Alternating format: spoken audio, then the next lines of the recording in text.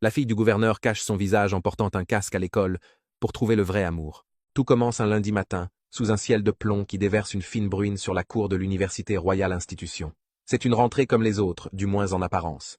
Les étudiants courent en désordre, protégeant leurs cahiers sous leurs vestes, cherchant refuge sous les arcades du bâtiment principal. Au milieu de ce chaos de parapluies et de rires pressés, une silhouette détonne par son calme olympien. Elle marche le dos droit, d'un pas régulier, ignorant les gouttes qui perlent sur son uniforme modeste mais impeccablement repassé. Ce qui attire tous les regards, ce n'est pas sa tenue, mais cet objet incongru qu'elle porte fièrement sur la tête, un casque de moto rose brillant, dont la visière fumée dissimule entièrement son visage. Personne ne connaît vraiment les traits de cette jeune femme nommée Anicca. Elle est devenue, malgré elle, l'attraction principale du campus. On l'appelle l'astronaute, ou encore la fille au casque. Elle assiste aux cours ainsi, déjeune seule ainsi, et traverse les couloirs dans un silence de cathédrale. Ce casque n'est pas un simple accessoire, c'est une forteresse.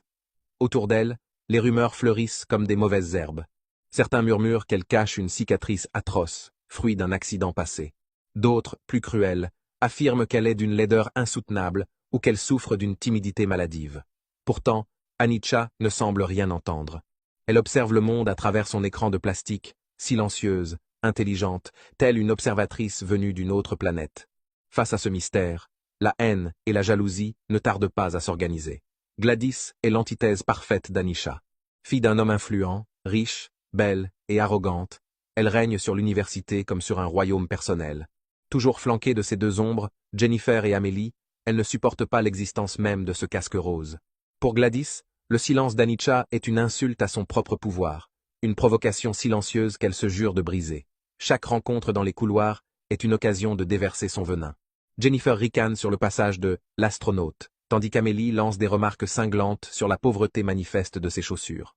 Gladys, quant à elle, observe avec un sourire glacial. Elle cherche la faille, le moment où Anicca craquera, pleurera ou suppliera qu'on la laisse en paix. Mais rien ne vient. Anicca passe devant le trio sans un mot, la tête légèrement baissée, emmurée dans une dignité qui rend Gladys folle de rage. Plus Anicca reste impassible, plus l'agressivité de Gladys monte en intensité. La reine du campus ne tolère pas qu'on lui résiste par l'indifférence. Elle commence à fomenter des plans plus sombres, décidée à arracher ce masque qui protège Anicca du jugement des autres. Elle veut l'humiliation publique. Elle veut voir le secret mis à nu devant la foule pour asseoir définitivement sa supériorité. Pourtant, dans cet océan de moqueries, un homme se tient à l'écart. Dabson n'est pas comme les autres étudiants nantis de la Royal Institution. Bien qu'issu d'une famille très aisée, il possède une profondeur d'âme qui lui permet de voir au-delà des apparences. Il observe Anicca depuis son arrivée, non pas avec curiosité malsaine, mais avec une fascination respectueuse.